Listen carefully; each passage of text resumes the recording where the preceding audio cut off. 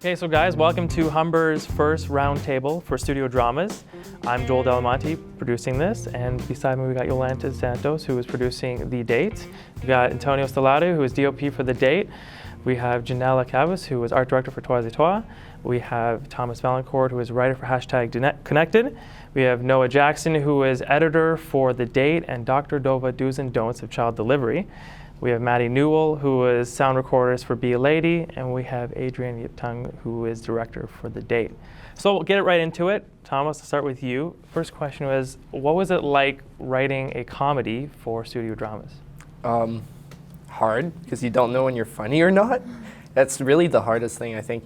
You're just sitting in your room or at your desk or something, and you're writing something, and you might think it's funny, you just don't know when you're going to bring it up to other people, or you don't know what the feedback's going to be like at first. You just don't really, it's hard to be confident with your writing and then going into it, presenting it to everyone. But once you get good feedback, it kind of drives you to just keep working on it and keep writing it and everything. So I think that's probably the hardest thing about writing a comedy is making the comedy funny and actually believing in your own writing and knowing that other people are gonna like it. So, do you have any kind of struggles limiting to the studio drama kind of environment? Actually, I'd say it's easier to write a comedy in one location than it is to write a comedy in multiple locations, because it makes you really focus on the interactions between the characters, and it just, instead of focusing on all the gimmicks about having other sets and other, I don't know, just the whole, making it more complicated, you really focus on the characters, because that's what I think good comedy comes from, is interaction between characters and stuff. So actually, it somewhat limited it and kind of narrowed it into making it somewhat easier to write, I think. Yeah. What about for you? What was it like taking Arson's vision and making it into something that kind of represented his script, but also that brought your own vision to it too? Right. I do think that personally, I'm not one to create something from the ground up. So for me, it was a really great experience to work off of somebody else's script and just kind of bring it to life. I'm not really somebody who can just start from the ground up and try and create every little thing. And with Arson's script, it was such an easy thing that allowed me to have a lot of imagination and go down many creative avenues. So in particular, I think Arson's script was very freeing in terms of creativity and stuff.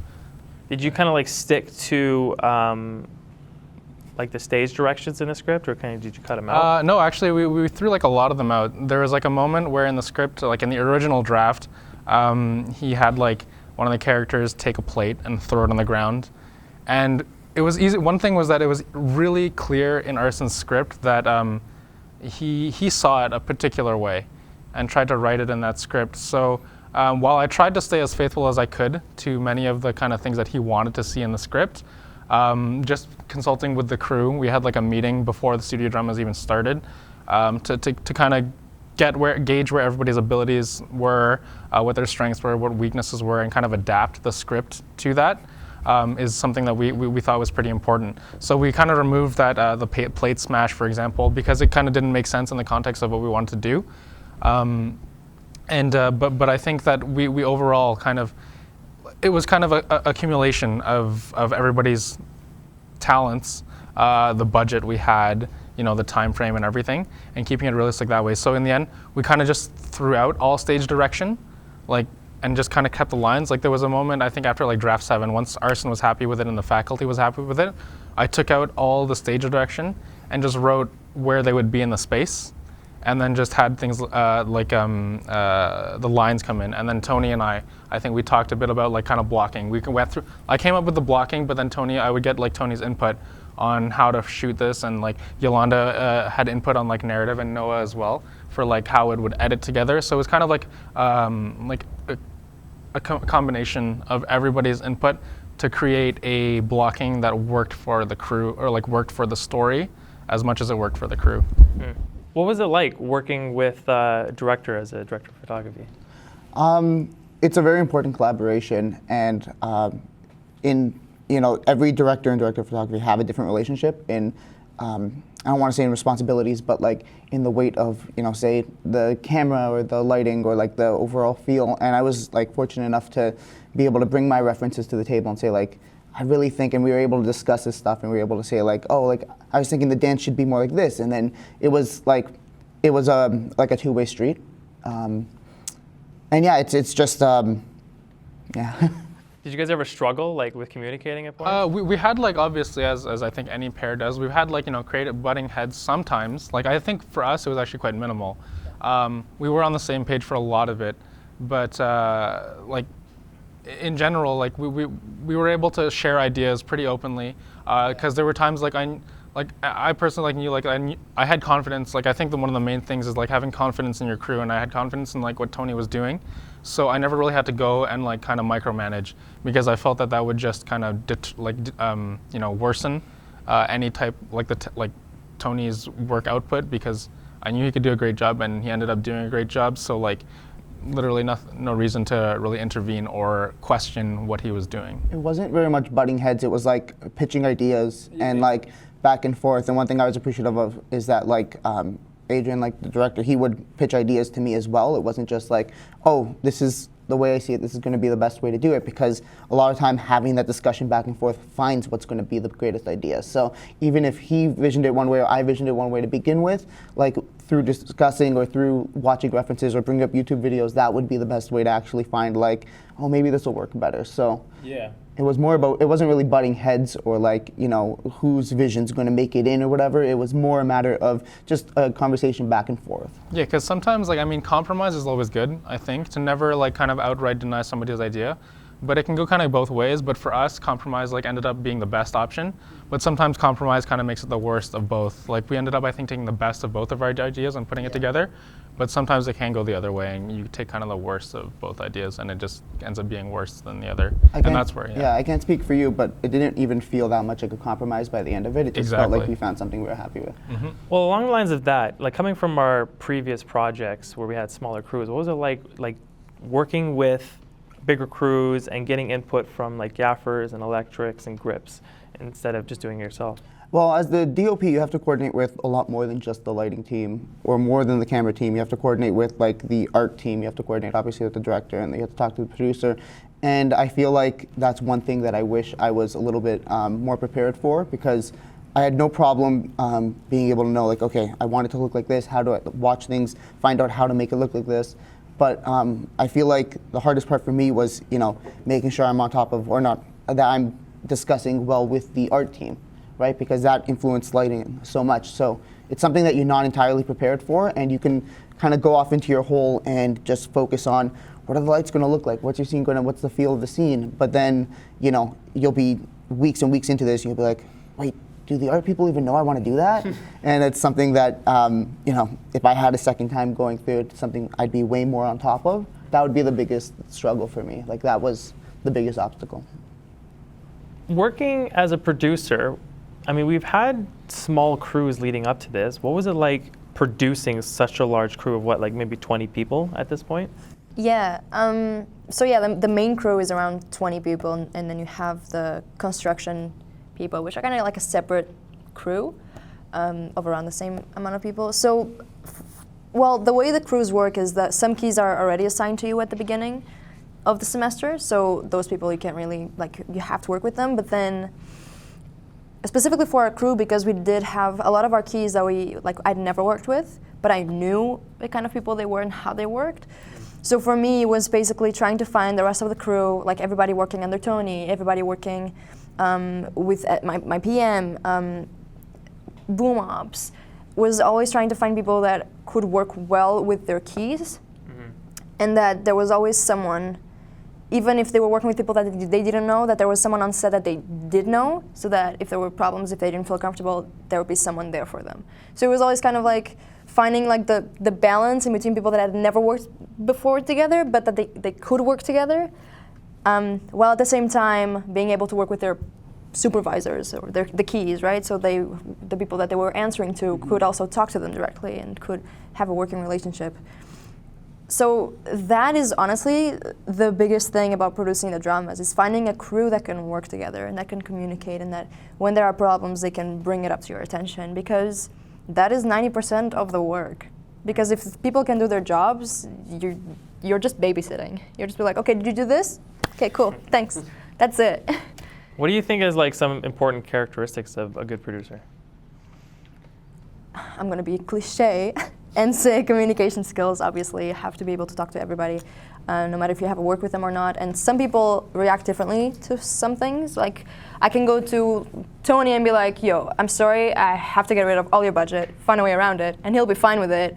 But maybe I can't go to like someone else and say that, because they'll crumble in despair, and I can't, you know. So you have to find a way to talk to different people and find a way to get the information out of them and to get them to work together. And if someone maybe isn't pulling their weight, you have to find a way, okay, maybe let's find you support that you need. Maybe you don't know what you're doing, because none of us know what we're doing. And so it's kind of like, okay, well, you don't know how to do this? Okay, let's find a way for you to still do this job, even if you need help, so it still gets done to the best of our ability. Because mainly, as a producer, your job is to make sure that the film at the end is done. But for me, I don't think that's enough. I have to make sure that the film is done to the best of our ability. So it's not just that a boom up is boom upping. It's like, okay, are you doing it the best you can so that this can work? It's easier for everybody else that's doing their job.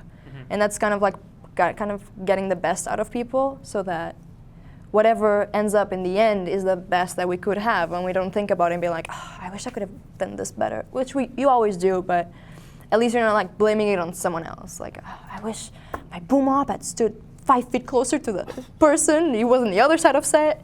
You know, kind of like that. What was your role like on production? Like, how involved were you kind of? During production? Yeah.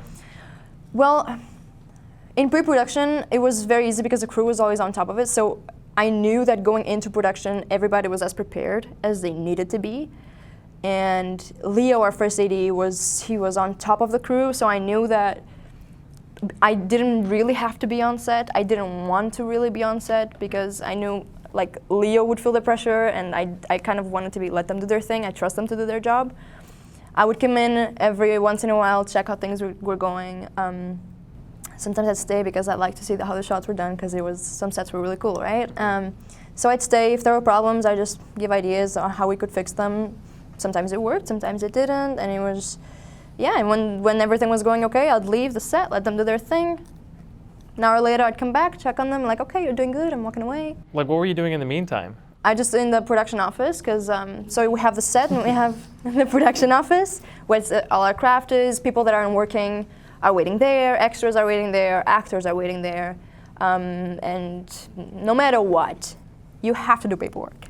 So whenever I wasn't on set, I'd just be, mainly what I did, I'd be in the office just preparing for post-production.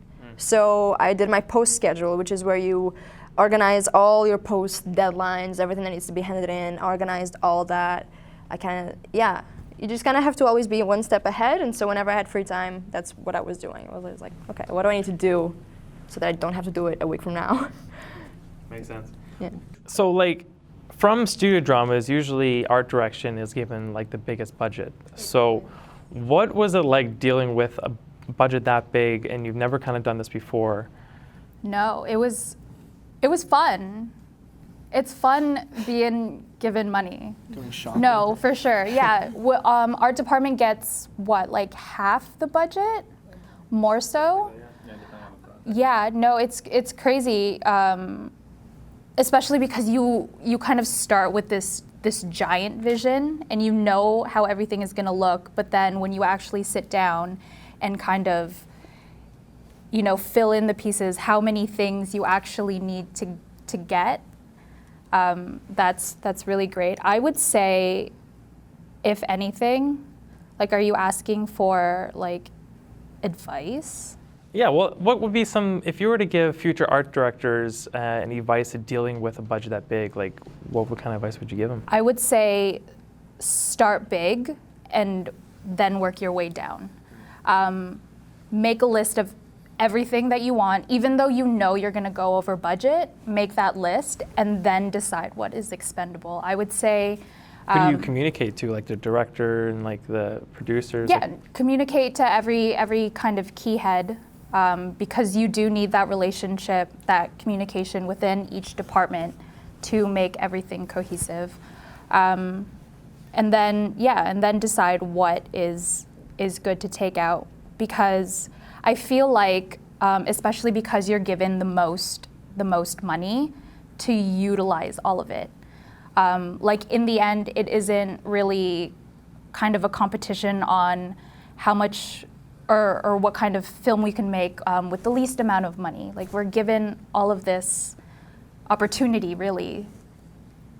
So take it. You might as well use it. Exactly. I feel like it's better to be over-prepared than to arrive on set filming when it's kind of too late, to then wish to have certain things, you know? When I was talking with Chris, our production designer, in terms of like how you budget the stuff, like the way like Chris and I did it is like we made sure to have the fundamentals, enough like money for the fundamentals. So for us, we had to like create a bridge, we had to create a stage, we had to create like proper ambient lighting in the restaurant. We had to create a backdrop with like a cardboard cutout.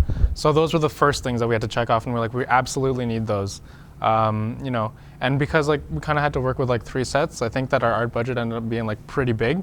And Tony knows that we had to cut out some of the lighting stuff. The camera department suffered a little bit. What did you want that you couldn't get? Well, at the beginning, right, you have like a blank slate. You want to go everywhere, right? You want to buy specific gels for specific like hues of to make moonlight. You want, first you imagine the dance, handheld. So you want to buy the equipment for that. You imagine circling around the people as they're dancing. So you want curved tracks. Like your mind goes everywhere to begin with, and those restrictions are important, though, right? So being told that, like, yeah, we're cutting down the budget. At first, I'm like, oh, those are all my plans. But then eventually you start like, you rework it, and like, I'm very happy with the product. Like, you can do it with a smaller budget, and knowing what our sets look like, we needed the budget towards art, and so you have to be mature enough to say like, I understand. But I think that's something that can always be worked around with, because art, I think if you can't really fake it. Like you can DIY some stuff, but if you fake it too much, you can see that it's cheap and that it doesn't work. Whereas in the camera department, this is a conversation we had, which was, because we had thunder, we have fog and whatever, right? It was like a big ordeal. So you wanted to get flicker boxes so that we had all these ways of doing all these extreme, like complex lighting setups. And the conversation we had was like, okay, Tony, can you find a way around it and do it not with any equipment that we have to go out and rent? Can you do it DIY?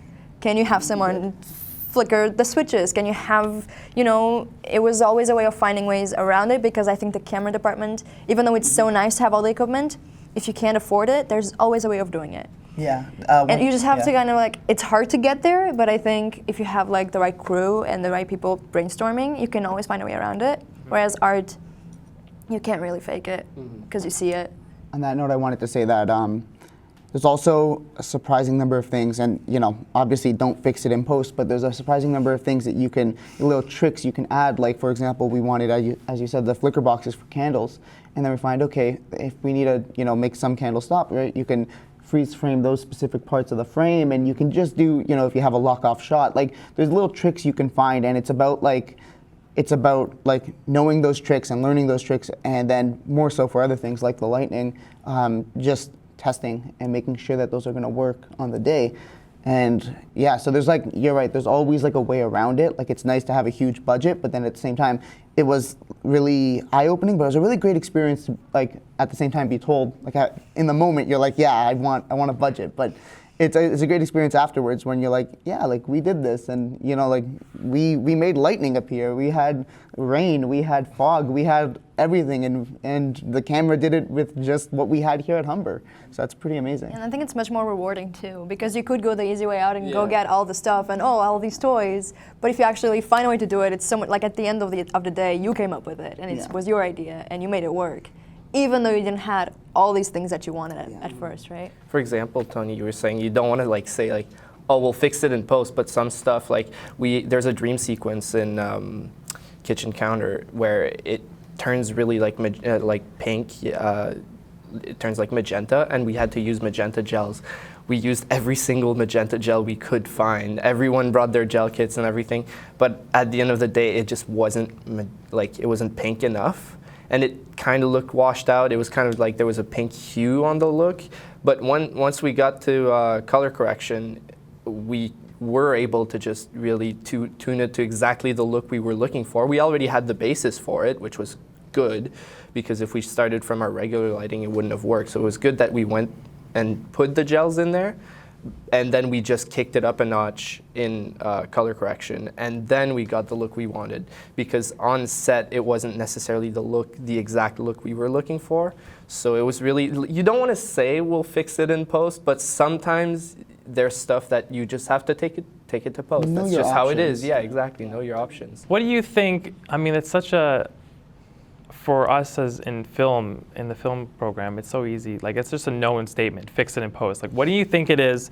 Like, where's the barrier of fixing it in post and doing it in production? Well, for example, for sound, if we're talking about sound, fixing it in post. So on the same note of like, we had to kind of make do with what we had for the rain scene in our particular, in our film. We used confetti and it's falling down. And so we have people literally shaking on top of the rafters with these boxes. So you're just hearing like, and like, meanwhile the actors are like, delivering their lines under the umbrella, and it's hitting the umbrella, it's hitting the floor, it's hitting them, right? And so Madison, our sound recordist, must have pretty much probably hated us for that part. But it's something, we had to do ADR for that, and there was no way around it. So we knew we would record them doing the lines anyways, as a reference so that they could hear, because you could still kind of hear it worked. But that's something definitely, knowing our options, if we're cutting something here, then we're gonna have to kind of also, compensate on the other end.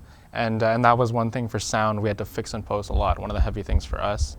I think the key is not being lazy, but being resourceful. So if you can get it done on set, and if you can get it done well, do it. Just do it. And if you can't, and there's no way around it, then you go to post and you try and fix it. Mm-hmm. And by fixing it, sometimes it's not even fixing. It's like adding to it, or like with the color, or sometimes it's completely like redoing it with the sound because there is nothing that was usable.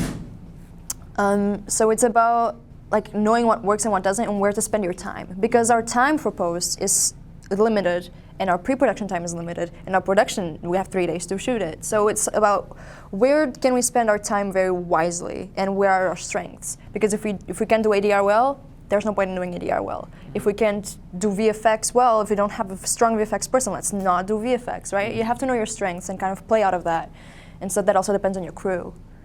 Maddie, for you, given a production sound role and a post-production sound role, like, were you thinking about what you could do in post during production? Like, oh, yeah, for sure. What I found my job was in pre was to make sure I had everything planned well enough so I could record it during production so it could be as good as it could get for post. So basically, from the beginning to the very end, my mind was just, how is it going to be in post?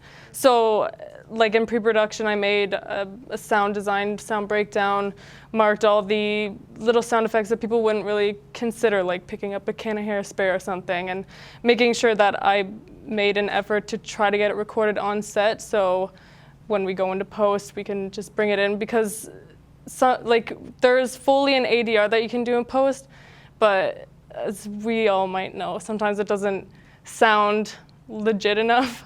So making sure I get it as well as I can on set is beneficial for post, I find.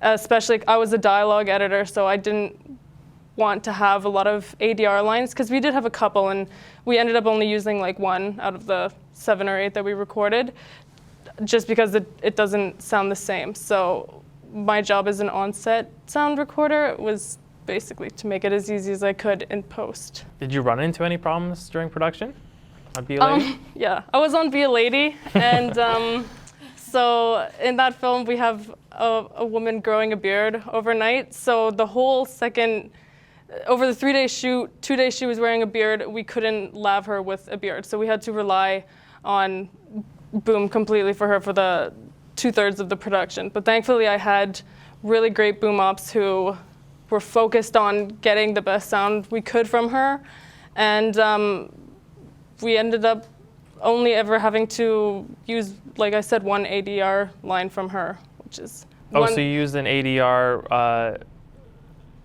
just like in the when she had the beard kind of thing? You had Well, the only ADR line that I actually used in the dialogue edit, or one of the only one, was one that she doesn't even have her beard on. So like it was a challenge at the time, but in post I found that it wasn't actually as big as a deal as I thought. But it was because I paid so much attention to it in pre, I made sure that we really were able to focus on her with the boom in production, that it benefited in post.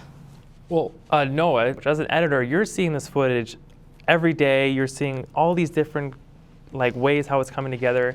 For a comedy, how do you kind of go across about keeping it funny after you've seen it so many times? And Or do you just laugh every single time? yeah, or do you just It gets that funnier good? and funnier every time.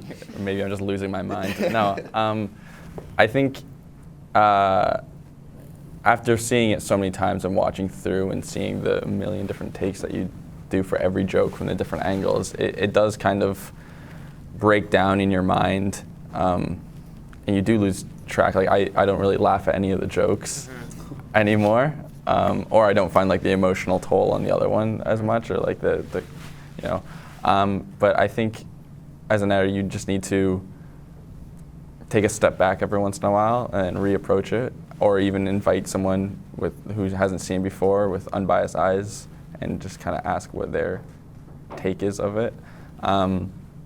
Also, for the comedy especially, you just need to try different things just over and over again. You know, you can't be afraid to sit down and, if a joke isn't working, then try a completely different punchline, or try to put something in between it, or restructure it altogether. Because I think that's where, you know,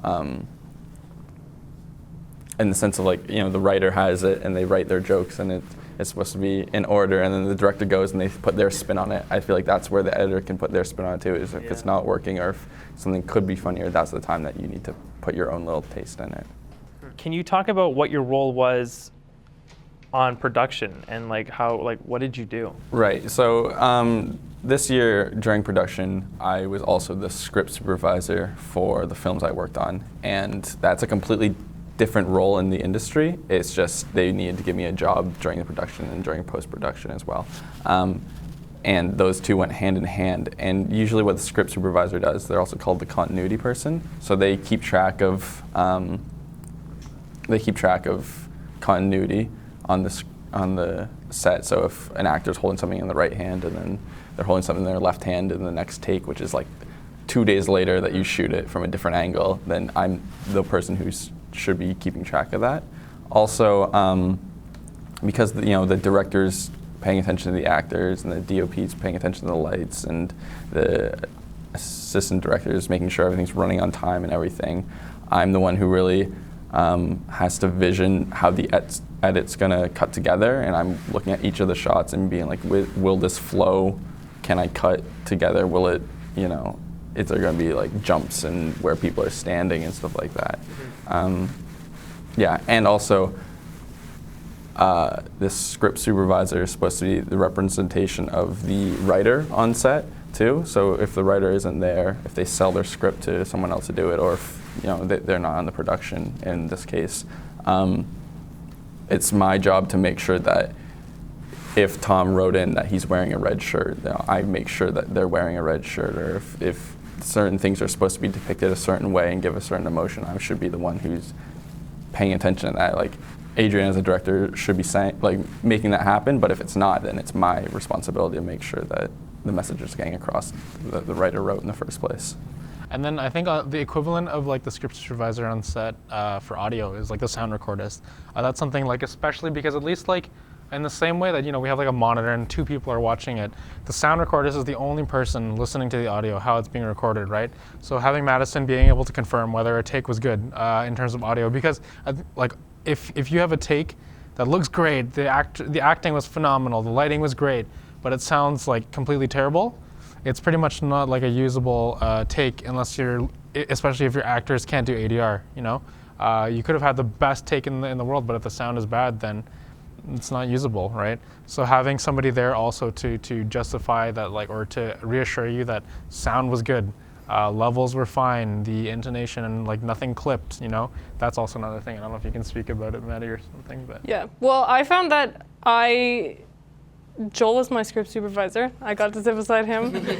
And I found that working with him, I just wanted to make sure that every take that we got somewhat looked the same. So even if the sound wasn't good in one, but it was good in another, that I could use the good sounding one and put it in the good looking one, and that it would work out. So that was sort of what my relationship with the script supervisor was, to make sure that we could mix and match and it would look and sound okay. So. You were a dialogue editor in post, right? Can you explain what you did in that role, and then some of the, you guys can kind of kick in what the other roles you guys did? Well, pretty much everybody here had like a post sound role. That's how many post sound roles there are. So I did the dialogue edit, which is basically you make sure the dialogue and the room tone all flows together well. So that was my job, picking and choosing different lines. Then there's effects editor, which is exactly what it sounds like. You get sound effects, throw them in there, right timing and everything. Music editor, same thing. There's Foley artists and Foley recordists who do extra sound effects on the side. There's ADR recordists, which record additional dialogue. And then there are the mixers who sort of take all of that and put it all together to make sure it all sounds. So they throw it all together and make sure it sounds smooth and flawless, and they pan and all that sort of stuff. And that's how post sound all sort of comes together. And like I said before, I think we all had a sound role. You composed music for post, didn't you? Yeah, that was a process, absolutely. I did composing and I did mixing. So for composing, you know, you're given the reference tracks, and some of them are like, you know, really cemented to the film, and we even shot like, you know, like the dance with like the reference track playing on set. So it's really easy to compose something like that because, like, you know, it was like the picture was made for that, right? But then there are other ones that you just, yeah, I mean, Adrian sent me the references. I was just like, well, this isn't right. And it's about finding that compromise between, because as you know, like when you're composing, it's not your. I mean, it's you know, I may have DOP'd or whatever, but when you're the composer, you're not. It's not your film, right? Like you're like you're just making the music for them, and you want to make the director happy. But then part of you is also like pouring your heart into this music, and you want, you know, like it's a tough compromise to find. Mm-hmm.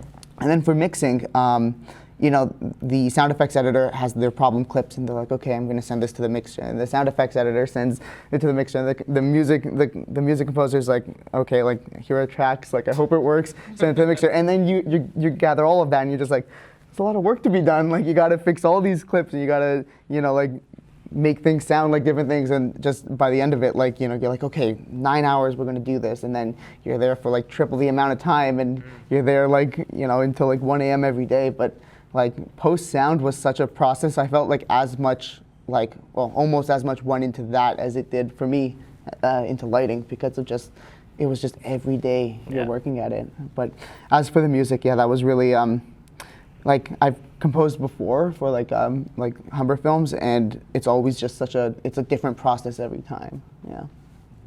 And I was the sound effects editor, and I thought going into as a sound effects editor, I was like, oh, that's something I could probably have fun around with. And I think I learned that it's probably not my cup of tea.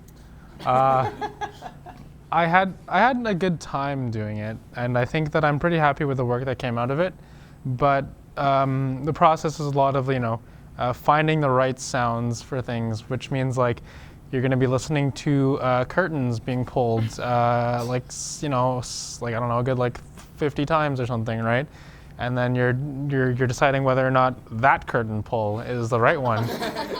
So it's, and while, you know, when it comes together, like I said, it sounds really beautiful.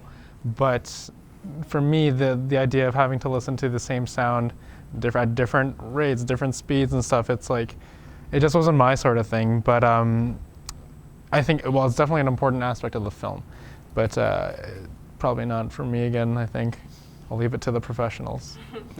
And you were, what were you, a post like supervisor? Yep. So what did you do for that? So I make sure they can all do their jobs right. So as a post supervisor, what you do before anything else is a post schedule. So you have to figure out all the deadlines for everything that needs to happen because, for example, post sound can't start until Noah finishes his cut. And for Noah to finish his cut, we need 3 edit reviews. And to make sure that we have 3 edit reviews with the instructors and they all give feedback on all of them, we have to make sure that we come with a different product each time. And so you have to make sure that they're meeting so that the cut is coming together with the way they both like and that we have the right things to go into the meeting with. And so every time that we had a meeting, I took down all the notes, I'd send them back to them ASAP, and they'd have time to work on the cut for the next week or next edit review. And then eventually that gets picture locked, so that means that all the visual side of the cut is locked and you can't touch it anymore unless it's like VFX. And then post starts. So dialogue edit starts, sound effects starts, and music starts, so composing. And then that all goes at the same time, and you kind of have to make sure that they have everything they need. So if you need ADR, you need to book all the ADR sessions. You need to contact your actors to get them here. You need to Foley. Okay, we need Foley. What Foley do we need? What ADR lines do we need? We need to make scripts. So, Madison, are you on that? Are the scripts done? The sessions are booked. Can you guys make it?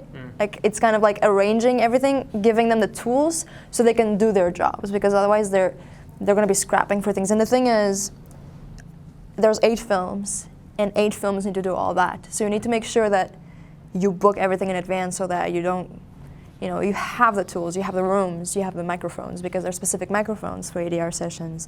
You need to make sure that you have all of that so that you can, again, do the best product that you can, right? And then when sound is done, you have to make sure that everybody delivers it and that everybody's backing up everything, because if a drive goes kaput, you have to have a backup, otherwise you lost all the work you just did. And so then mixing starts. And so originally we had 3 mixing sessions, which are 3 hours each. And then we realized that we needed more time. And then the 4th session eventually became into 22 hours of mixing? I think that was the second session was 9 hours long? Yeah, by the end of it, 9 hours turned into 25 hours or something. And then when that is over, you have your mix review with our sound teacher, and he goes over the whole process, make sure that everything sounds right. He does the final touches, and then you have to export the whole film. So you have to make sure that you have to color correct. So we have a coloring professional, a colorist. He comes in, and he has 2 hours to color our whole film in conjunction with the director and the DOP, their input. And so that's 2 hours, and he's amazing. There's only so much he can do, right? And so he works super fast. He's great, David Headley, and he's amazing. And then you have that file, so if you want to make changes after, you can. So then we do the final touches on coloring, we do the final touches on VFX. Make sure that the VFX are handed in on time, that we're happy with them. If not, we have time to fix them. And then that all gets combined in the exports, and then we export it the right way, and out it goes to the venue, and that's my role. Well, there we go. That was from beginning to end. Just want to thank you guys all for being part of this roundtable, and we'll go to our screening soon. Yeah.